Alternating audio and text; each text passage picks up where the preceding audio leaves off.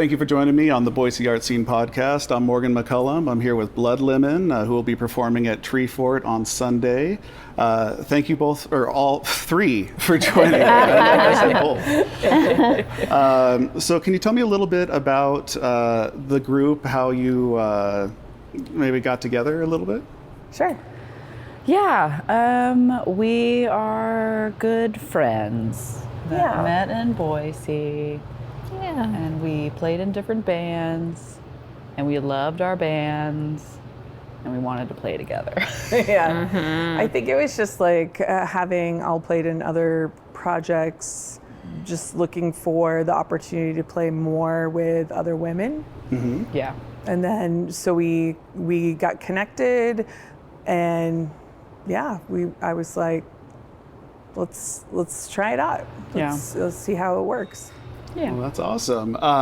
And a little bit earlier, you told me that you kind of got together around the 2018 era. Is that right? I think we started rehearsing in 2018, and we started playing. I think our first show was in October of 2018. Yeah, that's October or November. Yeah, because it was like just the end late of it. summer maybe that we started playing together. Yeah. Okay, awesome. I saw that you have an older album from 2021, and that you've got a new album that has come out, and that you went out of the area to record it. It sounds like it was quite a process. It was a lot of fun. We recorded in Joshua Tree, and we recorded at a studio called Rancho de la Luna with Dave Ketching and John Russo, and we had a lot of fun working with them. I think we recorded the 5 songs in 4 days. Oh, wow. Yeah, about that. 4 days. 3 or 4 days, something like 3 that. or 4. Were they songs that you had well rehearsed then? Most of them. Most of them, except for the last song on the EP is Mudlark. That was the one that we didn't have finished yet. And so we finished it in the studio, which was really fun. Yeah. Oh, that's awesome.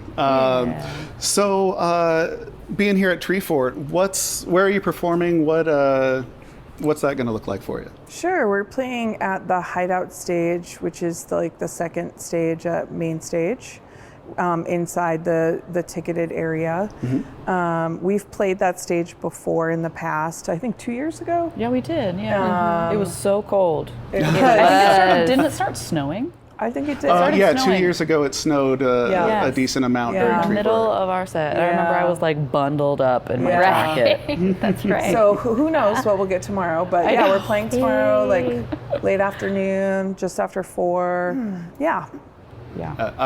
Last night I was in the photo pit for before the Linda Lindas played, and they were standing on the side stage getting ready to go on and like rubbing their hands, and like one of them was like, "It's so cold."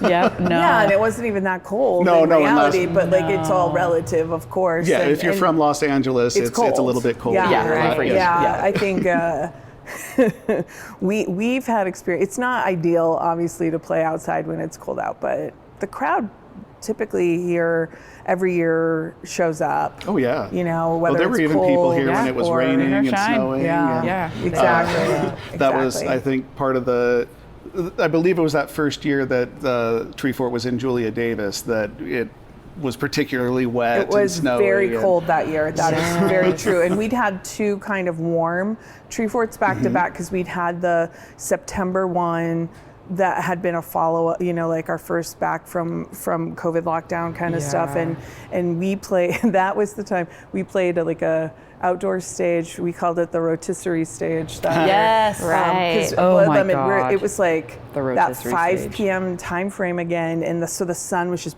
baking us. It was right on us the whole time. We were no not shade covered. No shade. No shade. Nothing. The stage was Nowhere like to black. hide. We're just like absorbing dying. heat. No. And then that March we did a second Treefort right after, and it was relatively warm that year. I remember wearing my sandals and being like, "This is great." And then we had the first Julia Davis one, and I was like, "Oh my God, I am freezing." What the hell? the weather this year has been wonderful. I It mean, really has. obviously today on Saturday as we're recording this, it's a little drizzly outside, Yeah. but it's not raining. It's just like a mist, and it is, comes and yeah. goes. So This, Yeah. is, this is all typical Boise Treefort Right? weather. You never know what Welcome you're to going to get. spring. Yeah, welcome to spring.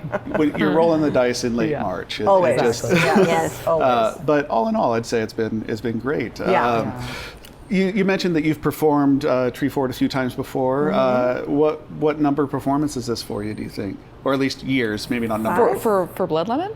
Is it our Yeah, fifth for Blood Lemon. I think it might be our 5th.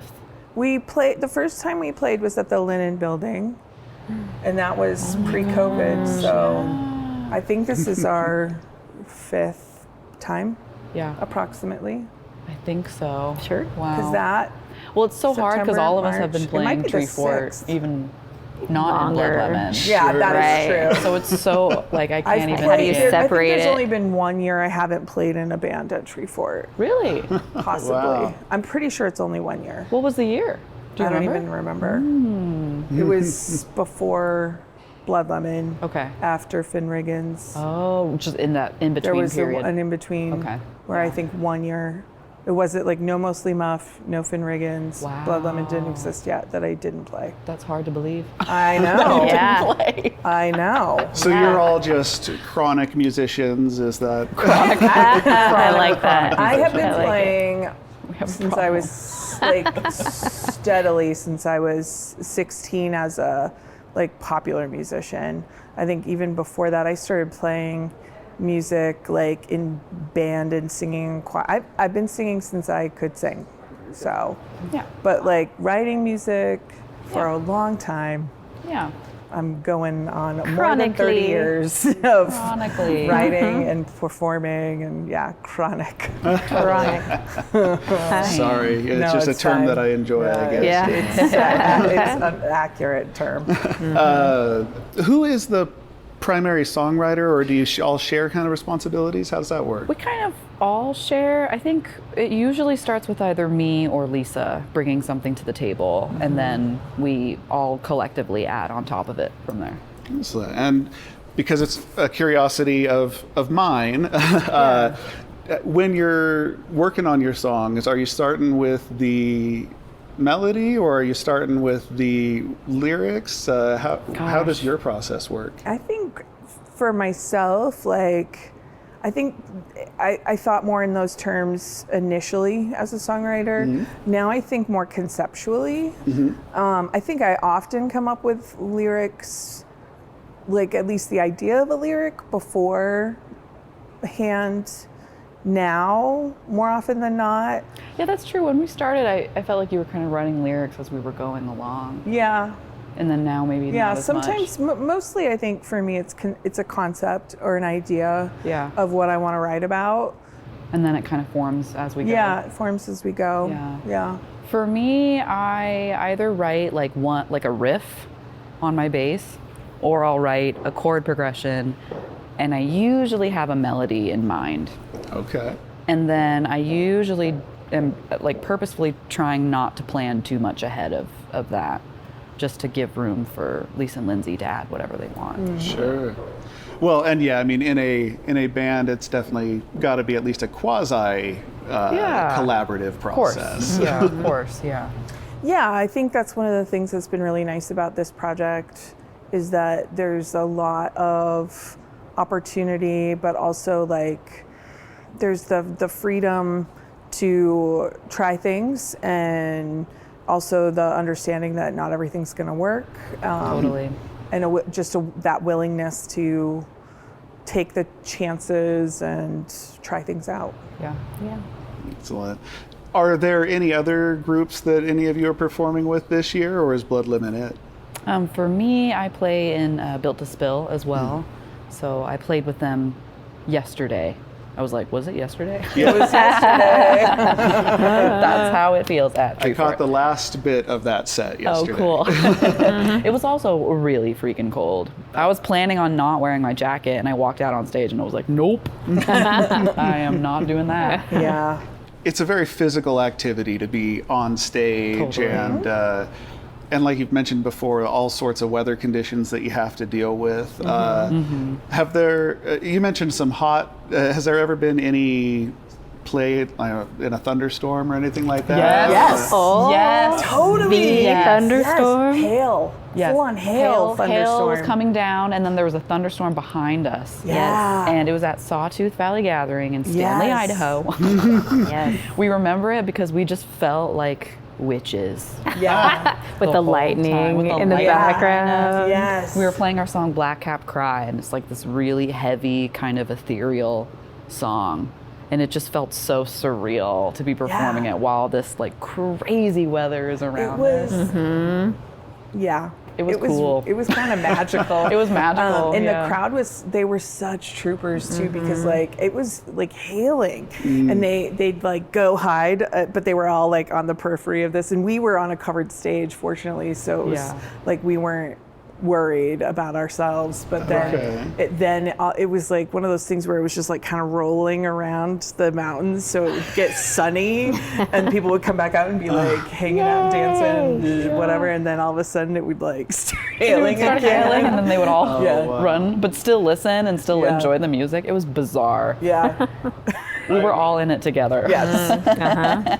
I was at a concert over this summer in Denver, and it was kind of a festival thing, 2-day thing. But as we were watching one band, the clouds started to come in, and then somebody came out and they're like, "Hey, everybody needs to evacuate the venue. We are having a severe thunderstorm," and they get tornadoes and stuff in Denver. You got to take them seriously, right? Yeah, and like we all had to evacuate, and the video after, like, there was like flash flooding through these like underpasses, and all the merch tents were just torn down. No. What Yeah, a it was nightmare. wild. But to their credit, the next day, that was like the Saturday of the show, and then the next day it was all back together. Of and course. like, I mean, of course they did have like some actual like original art booths and stuff like that, and there was merch that got ruined in that ways. But Sure. but yeah, it was incredible, and even some of the artists that after it was canceled, some of the places where they had people like shelter that didn't have other places to go, like Yeah. some of the artists were performing little like impromptu shows. That's and- wonderful.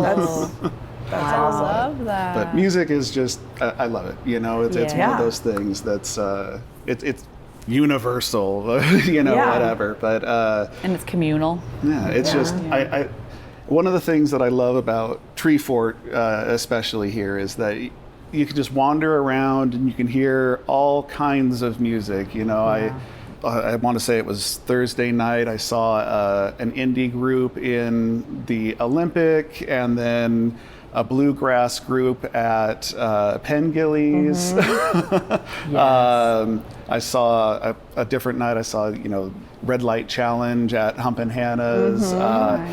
And then there's like hip hop at like the Reef yeah. or whatever. Last year there was Space Banana was one of the venues. It was like Yep. an alley between two places. I think this is the second time I've brought this up in this podcast. And they had like club music playing in there. Nice. And, the Neurolux, I was out there for a show that was not house music, but like, I don't know, like Yeah. dance music. You Yeah. know? And, but there was also, when I went to the Press and Pony for a cocktail to end the night, you know, there was a Hank Williams Jr. sounding guy upstairs. Nice. Wow. So just I all love sorts that. of stuff. Yeah. And, Yeah. and I love Yeah. it. You know, the city Yeah. really comes alive during this time. Yeah. All kinds Right. of genres, You can everything. sample it all. Yeah. Totally. Yeah. With your new album, is there are there any particular songs that hold special meaning? I mean, for the individual, I'm sure that they're all special, but Yeah. Yeah. is there any particular song that stands out as one that? The one that I just usually think of in terms of like representing the album was like our first single, Perfect 2. That one's a really popular song from that, from this EP, and I think it still is like a favorite right now. Like when we play it live, people really enjoy it, and it's Yeah. something that we're really relieved is it's finally out too for people to listen to, because we've had a lot of people ask about it at shows, and Yeah. Oh yeah. Yeah, I agree. That's one of my favorites to play. Yeah, it's so fun to play. I think the thing that for me that's really interesting about this collection is it's a shorter EP, but each of the songs is kind of its own character. And totally. So they individually hold different meaning for sure. Yeah. Excellent. Okay. While you're here, is there going to be physical copies of the album that people can pick up? Yeah. Are we gonna sell them? I mean, do you want to? Yes. I was planning on it. I was going to bring some merch tomorrow. It's funny with festivals. I'm like, I never. We usually ever do know. okay. We sell a few things every time we play. Yeah. Well, that's true. I think it's we'll have a few things. We won't. We usually have a limited amount, like at festivals, just because we just don't like have enough a couple room. of our designs. Well, you never know if people are but- going to actually pick up stuff. I mean, Yeah, It's hard. People do though. No, for sure, and it is hard to know. And when you're at a festival with this many bands, it's like obviously, if you're a fan, like you'd be saving up all year to buy the very merch. fair. And Yeah. I know I've gone by the band merch area at the main stage several times already and gone, ooh, like, that's so good. But yeah, we'll have a little bit of merch with us tomorrow. Definitely have we'll have vinyl. copies of the vinyl. Yeah. That's fantastic. When I interviewed Jesse Blake Rundle earlier, he said that he was going to be pressing a vinyl for his upcoming album. And Yeah. I love collecting music on vinyl. So. Yeah, I think a lot of people do, and it's becoming a thing that's kind of a must for bands when they release new music. Yeah. It's a great way. I don't know, you make decent money from it. It's a great format for listening. I think the format is pretty, for me, It's the best. it's superior. Yeah. For listening. And obviously, like, we all have, most of us have access to digital listening in some format, right? But I think, like, there's something special about having physical copies. And I think that, as somebody who makes music, listens to music, but also like as a reader and as somebody who consumes things, like there's something about art that without the physical, it's an intangible thing in some ways because it exists, but how do you own it, right? Certainly, like quote unquote. And having those physical copies sometimes is like, you're always going to have access to it, right? Absolutely. I'm a big believer in that. Like I do a lot of like reading through digital means, let's say, and like when you think about the ability that there is out there for people to ban things and like take things away, it's like if I don't actually own a copy of that book, then do I lose access to it? Which could happen for music too, 100%. if things were not, if things became more. Anyway, you get what I'm saying. But like, I think, there is value. And I think that fans, my experience being at the merch table is like, they want to support artists that they appreciate, that they enjoy. They want to have copies of albums. And as a format, we know that it lasts better than some of the other formats that we've seen. It's true. Come out over the years.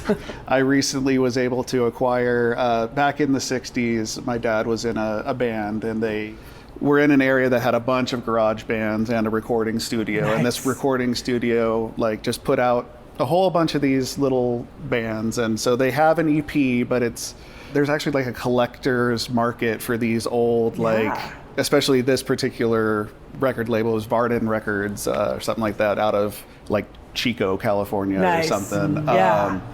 One of the band members that was almost like an uncle to me growing up, had a broken copy of it in a frame on his wall that had snapped and somebody gave it to him, like, here you go.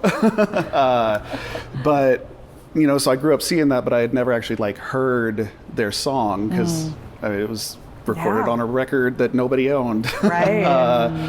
But through the internet, I've been able to hear it since. But I recently acquired it, and it was just it's a special little piece for me, as a music fan. Yeah, and it's a existing piece. It's a piece of music that it's not widely available on streaming platforms or anything like that. It's there. and you know, the physicality of media, I really appreciate being able to know that there's not going to be a contract dispute and somebody's going to remove it from, right. you know, or Yeah, and I whatever. think like sometimes too the visual aspect of that is part of the experience as well. Oh, absolutely. I mean, I love album art. Yeah, you have to consider like the iconography that we associate with different artists. You know, it's just part of the story, part of the mythos. So Yeah. Yeah. I mean, full disclosure, in my bedroom, I've got the band Rancid. I'm always a big fan of them, and Nice. I've got at one of their concerts they had picture discs of. At the time, they had like 5 albums, and so Nice. I got the set of that, Cool. and they.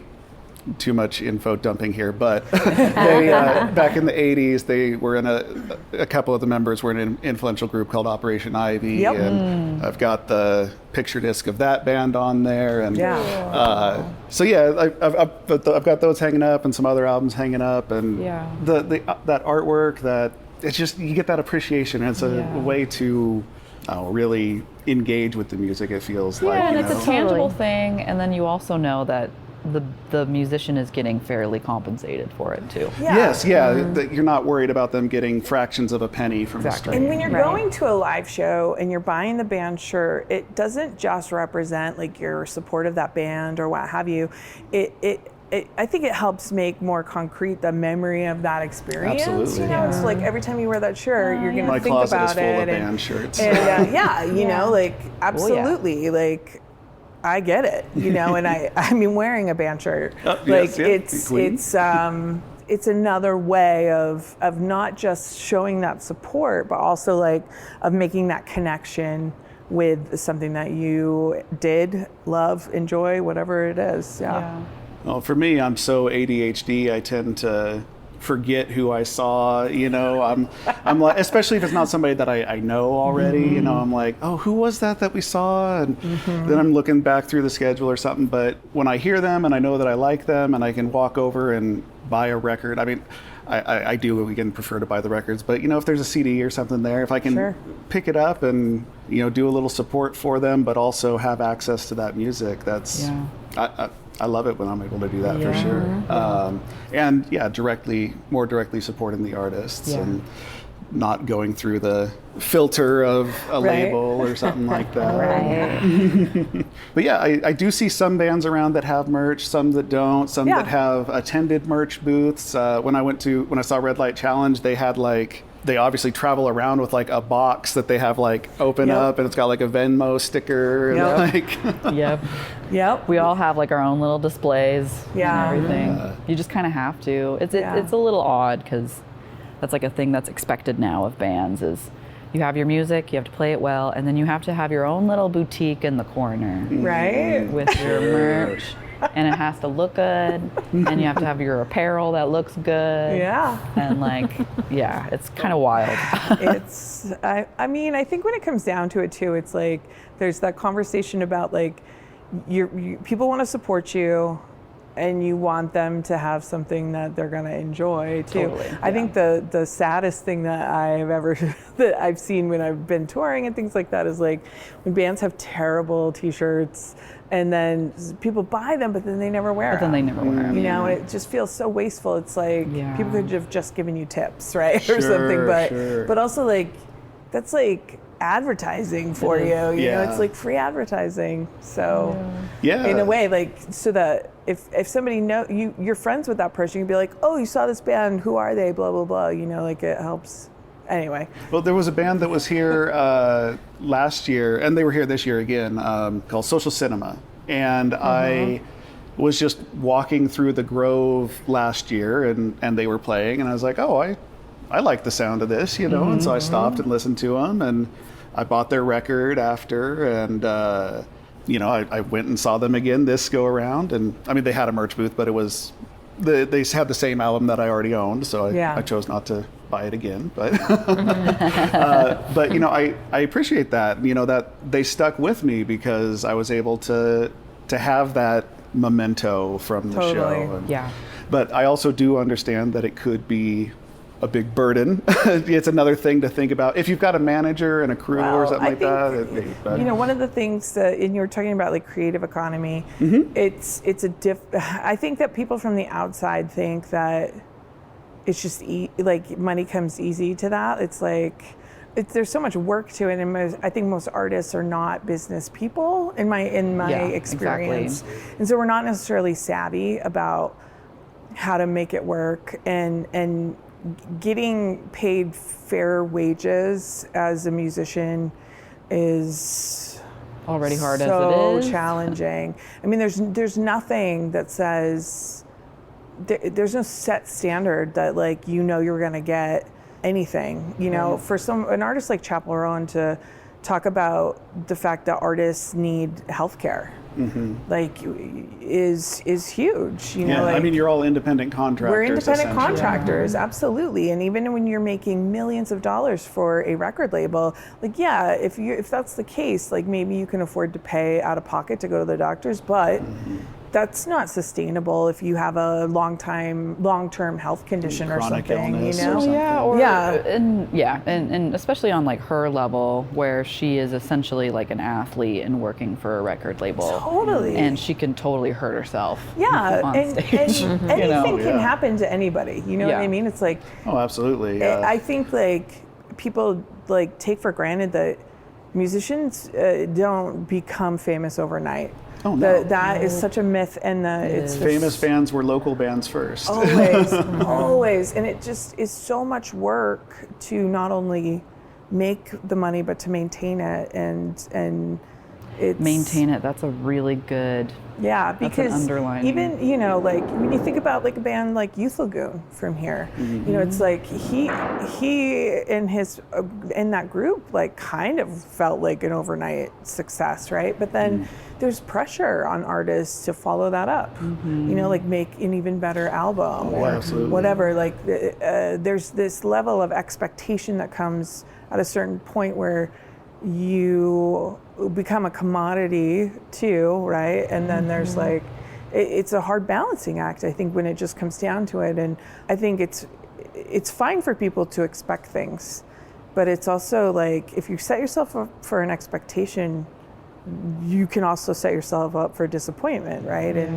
And art is fickle. Oh yeah. Well, bands are fickle. Musicians are fickle. It's a challenging thing. I'm working on a documentary about how artists can live in Boise, basically. Yeah. Really? And part of that is so I'm doing an artist residency at the Commonwealth right now, and my project for that, and that's in Garden City. My project for that is going to be it is a documentary about 20-30 minutes long about, again, the quote-unquote creative economy.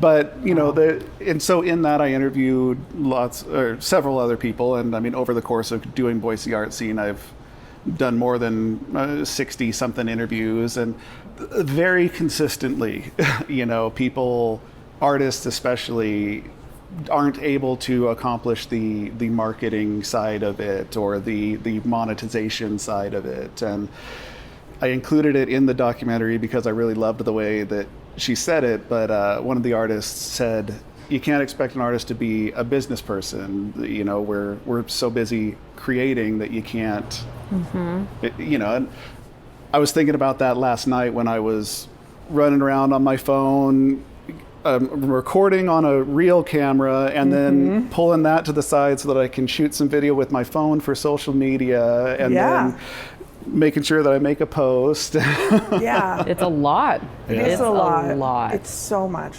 Yeah, and meanwhile I'm forgetting to say, hey, look at me, I'm like, look at all this other stuff. And it's unrealistic in some way to think that because people are exposed to so much and have access to so much that, how do you cut through that? Can you cut through it? There's a lot of noise. There's so much noise. And so it's challenging on both ends.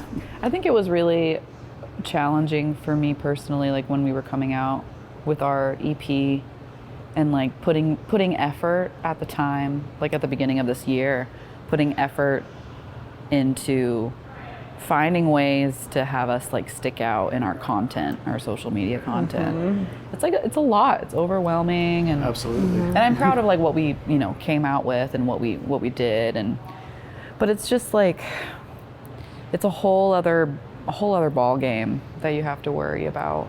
Yeah. For Well, and it's promoting ever yourself. changing. And it's changing all the time. And you have to compete with the noise, and that's the part. Like sometimes I have, I don't know, I want to say like I feel guilty sometimes because I'm like, am I contributing to the noise? You know what I mean? Right. Sure. But it's like you still want to get your art out there. And I just feel like bottom line is people do need art and they need music. People do. Absolutely. So if you're going to advertise anything, I feel like that's a good thing, right? One of the things that we've been talking about as a festival, speaking on from that side of things, is for Treefort is like the quote that's running through my mind over and over again that we kind of were talking about at the beginning of the week when we all met as like a crew of people who work for the festival was, just because it's fun doesn't mean it isn't important. Yeah. And Whoa. right? Whoa. Yeah. And so I've been thinking about that a lot. Like it's so much hard work to put on a festival. It's so much hard work to make music. It's so much hard work to do these things. And just because they're fun doesn't mean it's not important. Yeah. It's Well, and it's a I huge can tell aspect you, of culture. I can Yeah, tell it's you not for this sure frivolous from thing. the interviews I've done on this documentary that it is noticed by the people who pay attention to those things. Yeah. The impact that having a festival like Treefort here has on Yeah. the hotels and the bars and the all the restaurants, businesses. everything. It's not Right. just Treefort benefiting from it. It's the Yeah. entire It's the entire city. Yeah. Absolutely. Absolutely. Yeah. But yeah, I definitely agree. It sometimes feels icky to market anything. Even that term marketing is kind of an icky thing, right? Yeah. Well, yeah. I mean, and I think part of that too is finding the right fit. Yeah. You got to work with somebody who gets you and that you feel good about and that you feel like represents you well. If you're not able to do it yourself. Yeah, exactly. Yeah. And try to have fun with it and try to be genuine about Yeah, it. genuine. Yeah. Well, and I mean, I kind of created this as a form of marketing. Absolutely. I saw artists as somebody who needed to be more visible and more Totally. forward, and it also helped me by, oh, hey, these are the videos that I make, Right. and so it's a Well, I form of think- marketing for all I of think it. like the podcast format is really nice too, because the long form kind of articles that you might have seen in the past are rarer for bands like us that aren't selling out stadiums. So it's like it is a really great format for a band or individual artists at any level to be able to have those deeper conversations beyond just basics about who they are and what they do. Well, thank you. Yeah. I switched over to this podcast format for the sake of trying to make it more accessible and also to let people say more about what they want to say. Yeah, I think it's smart. Give you the audience peek behind the curtain. So. Excellent. Well, is there anything else about this festival or your show coming up or upcoming events that you'd like to talk about? I mean, part of me wants to say, like, I feel like even though our music hasn't been as political, I do feel like this set that we are about to play feels really important politically for me and us as women from Idaho. I think I totally agree. I think representation matters. I think playing a festival like Treefort is great because I think that they naturally book a variety of artists and showcase, like we were talking about earlier, like all kinds of different genres, but also all kinds of different people. Yeah. We have bands from different countries. Throughout the years, we've had bands from places like, wasn't there like the punk band, where were they from? Were they from Iran or Iraq? somewhere like that. Uh-huh. You know, just like getting artists from all over the place. And I think still as women musicians, because that comes up still a lot, and how important it is to see people doing the things that they do. Yeah. As the mother of a daughter, showing her that who I am and what I do is important, and things like that. That women can play music. Yeah. And have a lot to say. Have a lot to say. Yeah. The most exciting band for me was at Treefort, and not to downplay Blood Limit. We don't have to be your favorite. It's fine. But when I saw them pop up on the schedule, I was like, oh my God, it was the Linda Lindas. Totally. You know? Yeah. And they're Love just them. like teenage girls. Totally. Yeah. And one of them barely a teenage girl. Yeah, you know? isn't the drummer like 14 or something? Yeah, I want to say she was something like I 10 wanna or say 11 that when I they saw went. Even somebody younger? backstage When they doing first went. homework. They performed at God. the Los Angeles library, and That was when I went first. viral. Yeah, that's when I first saw Yeah, them for I sure. think that we continue. I mean, the story is one thing, right? That like about rock and roll, and when we talk about the origins of rock and roll and things like that, but like women have always been playing rock and roll. Oh yeah. And I think it's more important than ever to see groups like the Linda Lindas, like that anyone can go and pick up the drums or a guitar or a bass and figure it out and have fun. Well, and that's exactly it. You get to see, and that's what I'm a big punk rock fan, and that's what I really love about punk rock is that it, of course the best stuff is good, but also it's just kind of like get there and do it, Yeah, and punk rock is an incredibly inclusive genre. Yeah, And I mean it hasn't always been, but it True. is. Yeah, True. it was And a I very think there's violent been a genre for lot while. of True. there's been so much work to make it more and more inclusive, and I feel like now, yeah, definitely. yeah, and I think like skill level, absolutely. Yeah. Like it's like just go for it. But yeah, I love seeing that variety. I love seeing all groups represented, around as here. much as possible. Yeah, totally. Diversity I matters. think it's really easy in a place like Boise to, I mean, it becomes kind of a bubble, and there's getting those outside perspectives is great Is and very important. Yeah. Very important. I read a quote once, and I'm not even going to remember who it's from, but it was in like a collection of book that I have about different women musicians, and it was like mostly from the 90s or something. But somebody was saying, why should we assume that one woman's experience is the same as another? If you grow up in Brooklyn and you're a person of color and you play this kind of music and you're a solo female artist, your experience is completely different than mine growing up as like a white lower middle class in New Hampshire. You know what I mean? Like we are not going to say the same thing, nor should we have to, right? And that both experiences are valid, and that's super important. It's like need to be brought up. Yeah. Hearing the band, like last year we had a band from the Ukraine. Yeah, I remember that. It's like hearing a band from the Ukraine, their perspective is what it is, but it's going to be completely different from, like we had like a band from Mexico City that was like, Oh my gosh. There was a couple. yeah, so Couple good. Mexico City bands, and especially like, last year. So different, and it's like just as important voices. So rad, yeah. But completely different perspectives, right? Oh yeah, absolutely. Well, and yeah, I think as somebody who likes to, I like to research all sides of arguments when I can. Right. Sure. I think it's important to recognize that you can get those blinders on from your own experience and to try and experience what Totally. other people are experiencing. It's a nice way to Absolutely. get that for sure. Totally.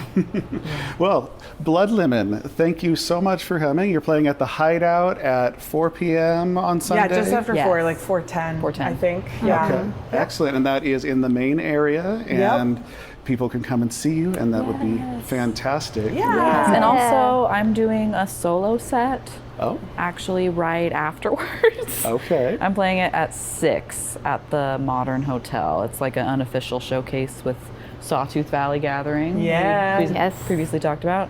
Yeah, I'm going to be running from that stage over to to the Modern. Should be interesting. Oh, that sounds really cool. Back to back. Yeah, back to back. Well, excellent. Well, thank you for joining me on the Boise Art Scene Podcast. I'm Morgan McCullum, and thank you for listening. Thank you. Thanks for having us.